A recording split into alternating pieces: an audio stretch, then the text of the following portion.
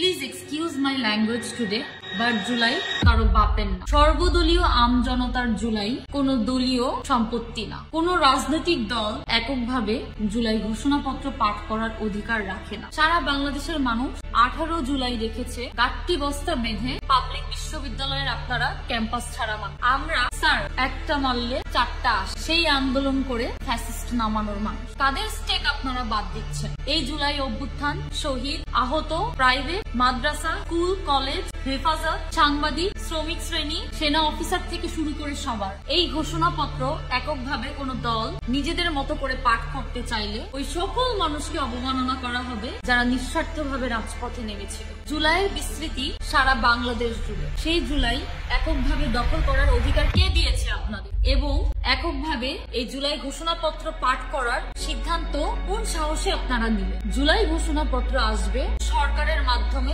রাষ্ট্রীয়ভাবে, এবং জুলাই ঘোষণাপত্র থাকতে হবে সংবিধানের মধ্যে সমগ্র বাংলাদেশকে। সুতরাং জুলাই চেতনাকে বিক্রি করে রাজনৈতিক ফায়দা হাসিল বন্ধ করুন। এসব সুবিধা অর্জনের জন্য জুলাইয়ের প্রতি মানুষের অনীহা সৃষ্টি এবং জুলাইকে প্রশ্নবিদ্ধ করা থেকে আপনারা বিরত থাকুন। আমাদের শহীদ এবং আহত ভাইদের কষ্টে অর্জিত জুলাই সারা বাংলাদেশের সকলের মনে জারি থাকুক এবং জুলাইয়ের প্রতি ভালোবাসা সারা জীবন অটুট থাকুক।